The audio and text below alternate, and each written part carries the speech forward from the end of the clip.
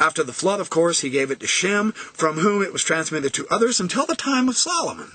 Now this is interesting. This third recension forms most of the introduction of another medieval work today known as the Sefer HaRazim.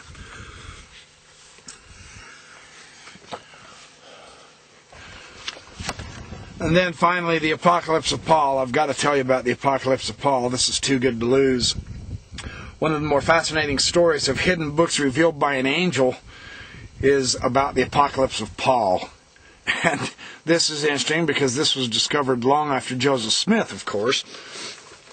This authorship is attributed to the Apostle Paul.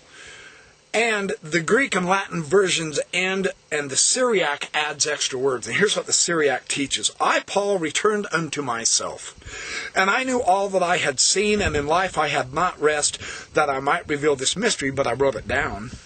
And I deposited it under the ground. And the foundations of the house of a certain faithful man with whom I used to be in Tarsus, a city of Cilicia.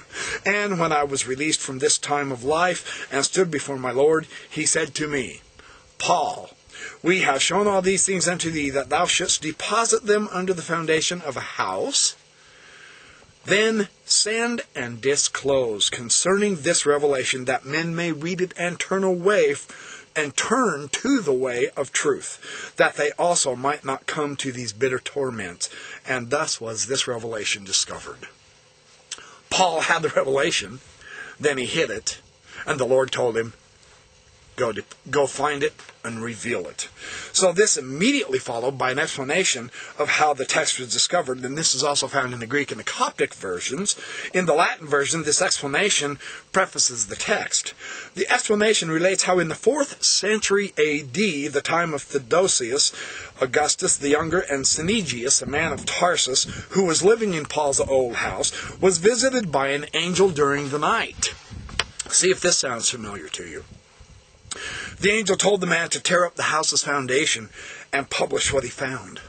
And the man thought the words of the angel were untrue. But on the 3rd visit, the angel compelled him to break up the foundation. As he dug, he found a marble box sealed with lead. The box bore an inscription on the sides indicated that it contained a revelation of Paul and the shoes he wore on his missionary journeys. The man turned the box over to a judge who sent it to the emperor Theodosius. The emperor opened it and found the revelation, and then he sent a copy to Jerusalem.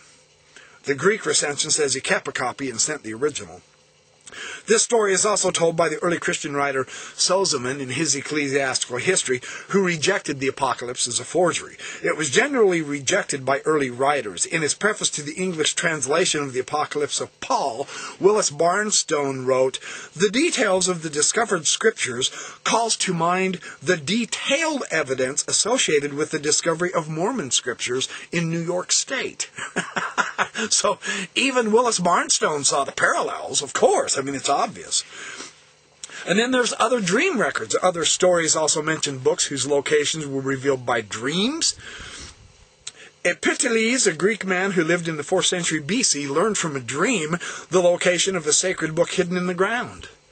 Sergei Sonerin cited an Egyptian text in which Horus, the son of Palwanesh, slept overnight in the temple of Hermopolis. And this is where the god Thoth, who is associated with Hermes Trismegistus in the Hermetic literature, and he is the scribe of heaven, the messenger of the gods. He's the angel, you see. Thoth himself came to him in a dream, and he told Horus, go to the next morning into the rooms of the temple in which the books were kept, and there he would find a sealed naus. In the naus would be a box containing a magical text written by Thoth himself, which Panesi was to copy and then put it back. He followed the instructions, and by the use of the magic in the book, the Egyptians were able to defeat an invading Ethiopian army. Isn't that fascinating? Aspects of the story resemble some of the Hermetic tales as well. So this story of the angel Moroni, what about it?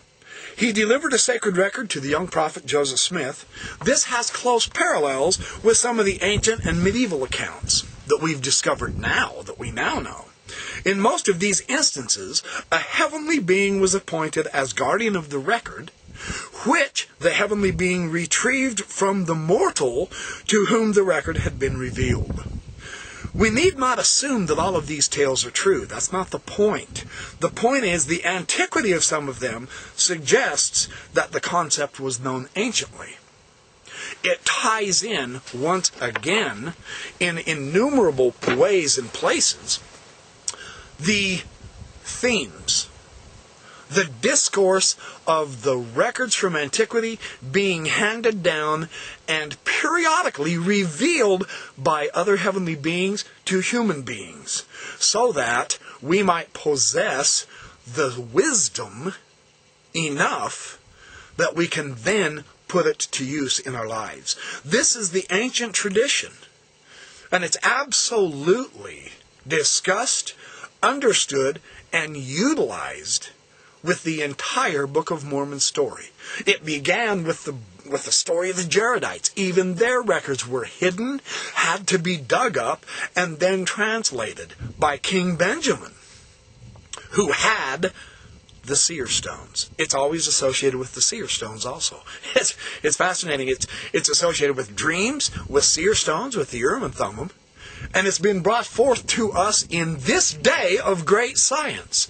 No wonder science poo-poos this kind of stuff. Oh, this isn't the kind of stuff that really happens. Angels don't really deliver real gold plates, and they don't take them back either. Yes, they do.